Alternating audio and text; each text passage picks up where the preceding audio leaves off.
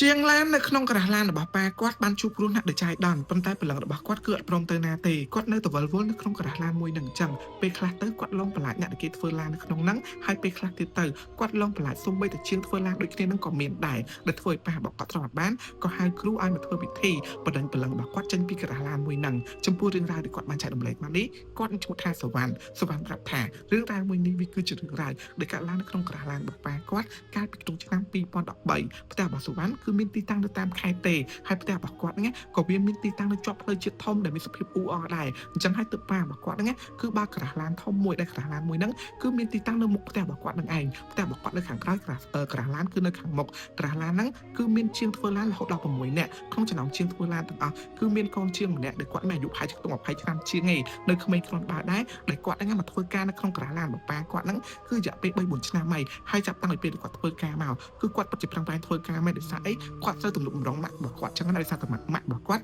គឺជាពាក់បណ្ដុលធនាគារហើយគាត់ក៏មានបងប្រុសម្នាក់ដែរប៉ុន្តែបងប្រុសរបស់គាត់ហ្នឹងគឺទៅធ្វើការនៅប្រទេសសៀមហើយបាត់ដំណឹងឆឹងហ្មងអត់ផ្ដល់លុយផ្ដល់អីក្រុមគ្រួសារទេចឹងហើយទើបគាត់គឺត្រូវមានបន្ទុកមួយគឺត្រូវរកលុយដែលមានទាំងប្រមាណហ្នឹងយកទៅឲ្យម៉ាក់របស់គាត់គឺបងលុយធនាគារអីចឹងនឹងឯងទាំងគ្នាហើយផ្ទះរបស់បងប្រុសម្នាក់ហ្នឹងក៏នៅខេត្តជាមួយនឹងគាត់ដែរគាត់នៅក្នុងភូមិអីចឹងណាចឹងគាត់ថាចែកក្រាស់ឡានរបស់ប៉ាគាត់គឺមានភ្ញៀវអ៊ូអរខ្លាំងមែនតើដោយសារតែអាចនិយាយបានថាអំឡុងពេលហ្នឹងក្រាស់ឡានរបស់ប៉ាគាត់គឺធំជាងគេអីចឹងទៅចឹងពេលហ្នឹងគឺកូនជាងគឺម្នាក់គឺរវល់ខ្លាំងទាំងគ្នាហើយរឿងរ៉ាវតក់ស្លុតគឺបានកើតឡើងហ្នឹងគឺនៅពេលមួយហ្នឹងមកប្រហែលជាក្នុង2ដល់10ថ្ងៃត្រង់ពេលដែលកូនជាងទាំងអស់រៀបចំហូបបាយនឹងឯងគ្រួសាររបស់សុវណ្ណគាត់ក៏ហូបបាយដែរប៉ុន្តែគាត់ហូបបាយនៅផ្ទះរបស់គាត់នៅខាងក្រោយនៅតុខាងក្រោយចឹងទៅចំណែកកូនជាងទាំងអស់គឺគេហូបបាយនៅខាងមុខក្រាស់ឡានហើយធម្មតាសុភាពរបស់ជាងឡានគឺសុភាពរបស់គាត់ហ្នឹងគឺប្រឡាក់ប្រេងម៉ាស៊ីនពេញខ្លួនអីចឹងទៅគាត់គ្រាន់តែលាងដៃគាត់ក៏ហូបបាយជុំគ្នាអញ្ចឹងណាពេលហ្នឹងគេហូបបាយនៅពេលហ្នឹងគឺមានតែ5នាក់ទេបងប្រុសម្នាក់ហ្នឹងគឺរបៀបថាគាត់ថាគាត់អត់សូវស្រួលខ្លួនទេគាត់ទៅអង្គុយសម្រាកតែឯងសិនចឹងទៅតែបងប្រុសម្នាក់ហ្នឹងគាត់មិននឿសារមែនទាំងអស់គ្នា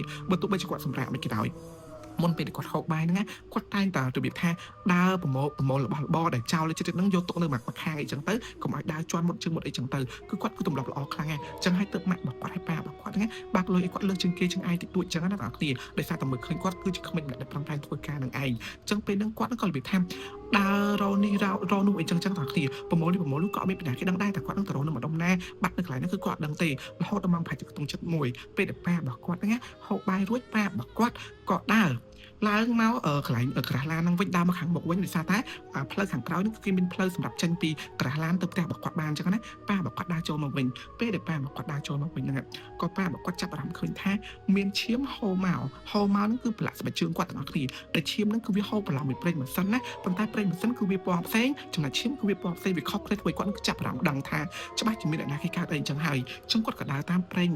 ឈាមដែលហូរមកហ្នឹងដើរទៅមើលច្បាស់ពេលដែលគាត់ដើរទៅទាំងអស់គ្នានៅជ្រុងម្ខាងដែលឆ្ងាយពីគេហ្នឹងណាគឺគាត់បានឃើញបងប្រុសម្នាក់ហ្នឹងគឺគាត់ពិតជាបានដួលផ្កាក្រោយទាំងអស់គ្នាហើយករបស់គាត់ហ្នឹងគឺជុងដៃទៅ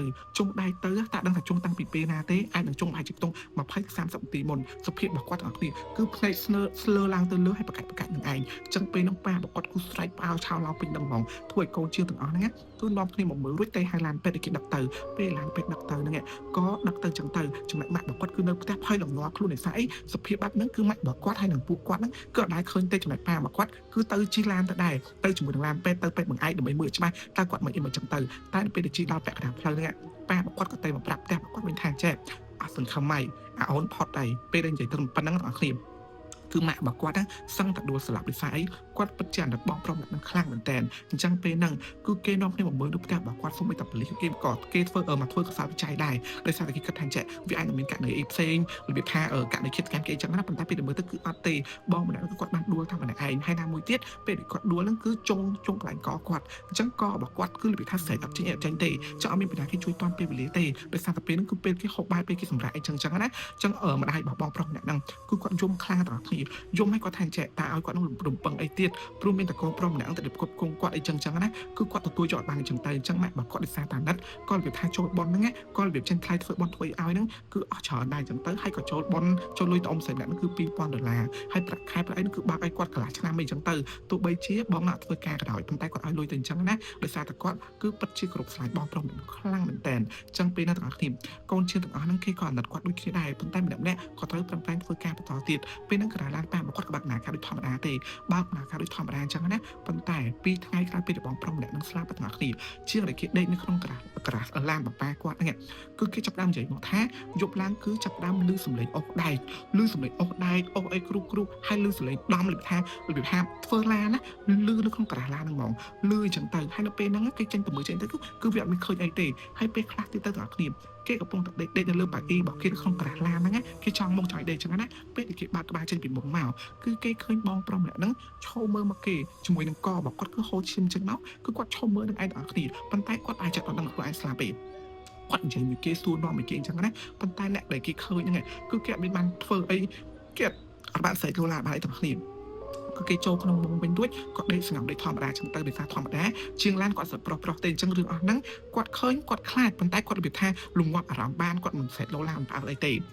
អញ្ចឹងពេលហ្នឹងម៉ាក់ប៉ារបស់គាត់ពេលលឺកូនជាងគេនិយាយថាប្រាប់អញ្ចឹងហើយហ្នឹងណាគាត់ក៏បានទិញចេកទីអីមួយសែនអីអញ្ចឹងប្រាប់ថាអូនណាអូនស្លាប់ហើយទៅកាន់សុគតិភពអញ្ចឹងទៅប៉ុន្តែពេលហ្នឹងទាំងអស់គ្នាគឺអត់ទាន់ដល់7ថ្ងៃគាត់ទេទើបនឹងបាន2ថ្ងៃទេអញ្ចឹងហើយពេលសែនអីអញ្ចឹងទៅគឺរបៀបថាអត់ទាន់ទាំងអស់គ្នាអត់ទាន់ទេបងម្នាក់ហ្នឹងក៏នៅតែត្រឡប់មកវិញអញ្ចឹងសូម្បីតែសុវណ្ណខ្លួនឯងហ្នឹងណាក៏គាត់បានឃើញដែរគាត់ថានៅម៉ោងប្រហែលជាខ្ទង់10យប់ពេលហ្នឹងនៅក្នុងក្រាស់ឡានគឺបានបិទទ្វីបអស់ហើយប៉ុន្តែគាត់ត្រូវដើរមកហៅពូជាងឡានឲ្យធ្វើអំពូនៅបន្ទប់របស់គាត់ដោយសារបន្ទប់របស់គាត់ពេលហ្នឹងគឺដាច់ភ្លើងដែរអីអញ្ចឹងណាអញ្ចឹងឲ្យគាត់ជួយទៅជួយតអញ្ចឹងទៅដោយសារពេលវាយប់ហើយរោជាងវាថាជាងធ្វើភ្លើងគាត់ឃើញទេអញ្ចឹងកូនជាងឡានគាត់ចេះធ្វើភ្លើងចេះអីអញ្ចឹងគាត់ក៏ដើរមកពេលដែលគាត់ដើរមកភ្លើងនៅក្នុ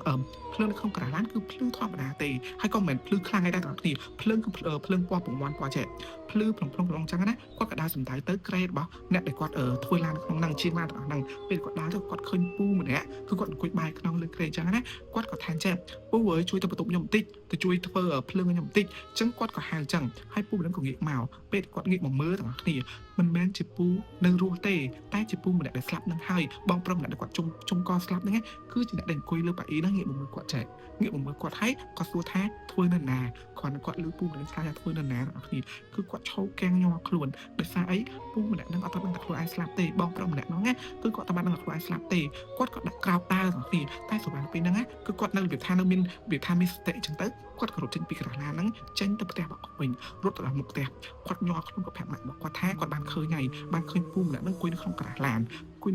អញ្ចឹងទៅអញ្ចឹងម៉ាក់របស់គាត់ពេលហ្នឹងទាំងគ្នាគឺភ័យរឿងស្លាប់ដោយសារតែម៉ាក់របស់គាត់អាចជាបានថាជាមនុស្សដែលខ្លាចខ្មោចតែប៉ារបស់គាត់គឺគាត់អត់សូវខ្លាចរឿងអញ្ចឹងទេគាត់ក៏ដើរចូលមកទាំងយប់ទាញធូបទាញមកអញ្ចឹងទៅឲ្យតាំងពីជំនាញនៅក្នុងក្រាស់ឡានឲ្យតាំងពីមុខទ្វារមុខអីអញ្ចឹងណាឲ្យថាចឹងកុំឲ្យវិញ្ញាណនេះចេញចូលបានអញ្ចឹងទៅប៉ុន្តែនៅពេលដែលប៉ារបស់គាត់អត់ឆាយនេះពេលដែលគាត់ងាកទៅមើលកន្លែងទ្វារក៏ស្រាប់តែប៉ារបស់គាត់ហ្នឹងបានឃើញពូអ្នកនឹងឈរគាត់សួរថាចេះមិនបងឯងដេញខ្ញុំមិនបើបានអ៊ំឯងដេញខ្ញុំចេញអញ្ចឹងខ្ញុំត្រូវរលុយឲ្យម៉ាក់ខ្ញុំបង់ធនាគារកុំដេញខ្ញុំចេញអីគឺមើលមកគាត់និយាយគាត់ដូចមនុស្សធម្មតាអញ្ចឹងតែប៉ារបស់គាត់បានឃើញហ្នឹងគឺនៅក្នុងសភាពជាខ្មោចទេទាំងអស់គ្នាអញ្ចឹងរឿងរ៉ាវមួយហ្នឹងសូម្បីតែអ្នកនៅក្នុងសាលារៀនរបស់គាត់អ្នកដែលគេនៅក្នុងខេត្តនោះគេបានដឹងបានលឺដែរហើយគេក៏រៀងខ្លាចក្រាស់ឡានប៉ាគាត់ដែរគេមកធ្វើតែពេលថ្ងៃទាំងពីពេលជប់ចាប់ដើមមក6 7អីគឺក្រាស់ឡានរៀងស្កាត់មនុស្សហើយសូម្បីតែជាងធ្វើឡានហ្នឹងគឺគាត់សុំអត់ស្នាក់នៅផ្ទះហ្នឹងទេគាត់សុំទៅនៅផ្ទះរបស់គាត់វិញអញ្ចឹងទៅបើមិនទេគាត់សុំទៅនៅផ្ទះរបស់សុវណ្ណនៅខាងក្រោយហ្នឹងដែរអត់ហ៊ានពីណាគេដេកនៅហ្នឹងទេទាំងអស់គ្នារហូតដល់គ្រប់7ថ្ងៃរបស់គាត់ជាពេលដែលគាត់ដឹងខ្លួនហ្នឹងក៏ស្រាប់តែគ្រប់គ្នាឮសំឡេងគាត់យំពីក្នុងក្រាស់ឡានមួយហ្នឹងឮសំឡេងយំឮសំឡេងអុកឡានឮសំឡេងអុកអីឮសំឡេងធ្លាក់នេះឮសំឡេងធ្លាក់នោះអីចឹងទៅហើយសំឡេងធ្លាក់ទាំងអស់ហ្នឹងគឺមិនធ្លាក់ធម្មតាដូចវាថាឡងធម្មតាទាំងអស់គ្នាគឺធ្លាក់មកបានកំហឹងលូប៉ងពេញហ្នឹងហ្មងហើយសំខាន់មួយទៀតហ្នឹងពេលដែលជាងឡានម្នាក់គាត់ធ្វើឡានគាត់ដល់ម៉ោងប្រហែលជាខ្ទង់6មុខ1ល្ងាចហ្នឹងឯងដល់គ្នាពេលហ្នឹងពូបងម្នាក់ហ្នឹងគឺគាត់ត្រូវលូនទៅខាងក្រោមឡានដើម្បីឆ្កឹះគ្រឿងអញ្ចឹងណាពេលដែលគាត់លូនហ្នឹងស្រាប់តែគាត់ស្រែកមកវ៉ាគាត់ស្រែកមកវ៉ាជាងឡានផ្សេងទៀតគេទៅសម្រាប់គេរត់មកមើលទៅដល់ក្នុងមួយអត់គឺដៃរបស់គាត់នេះជុំជាមួយនឹងដៃដែលគាត់ធ្វើឡានហ្នឹងគាត់ប្រាប់ថាពេលដែលគាត់កំពុងតែធ្វើឡានហ្នឹងក៏ស្រាប់តែមានគេមកទាញជើងគាត់ពេលហ្នឹងគាត់គិតថាប្រហែលជាជាងឡានដូចគ្នាទាញលេងទាំងអស់គ្នាគាត់ប្រាប់ថាកុំទាញដោយសារដៃរបស់គាត់ពេលហ្នឹងគឺកំពុងតែជាប់មួយដៃហ្នឹងតោងដូចថាតោងដំអញ្ចឹងណាប៉ុន្តែគឺអត់ស្ដាប់គាត់ទេទាញមកទំហឹងអញ្ចឹងដៃរបស់គាត់គឺបុកឆ្កូតចងទៅយ៉ាងទាំងអស់គ្នាដែលធ្វើឲ្យដៃរបស់គាត់ហ្នឹងគឺអាចធ្វើការអីបានទេរយៈពេលប្រហែលជាខ្ទង់7-2 អាទិត្យដល់តម្រាំទៅជាដូចដើមវិញហើយហ្នឹងគឺខ្ញុំសុំតែប៉ុណ្្នឹងទេហើយរឿងហ្នឹងទាំងអស់គ្នាគឺមានបន្តបន្តិចទៀតតែខ្ញុំសុំបញ្ចប់ត្រឹមតែប៉ុណ្្នឹងសិនទេនឹងមានវគ្គគេធ្វើវិធីធ្វើអីចឹងណាប៉ុន្តែដោយសាររឿងហ្នឹងវែងពេកហើយវីដេអូខ្ញុំគឺថតត្រឹមតែ10នាទីទេខ្ញុំសិនតែអ្នកទាំងអស់គ្នាមានចង់ចែកម្លែកអីអាចឆាតមកប្រាប់ខ្ញុំបានហើយបើសិនអ្នកទាំងអស់គ្នាចង់ស្ដាប់តបកុំភ្លេចខមមិនខាងក្រោមហ្នឹងផង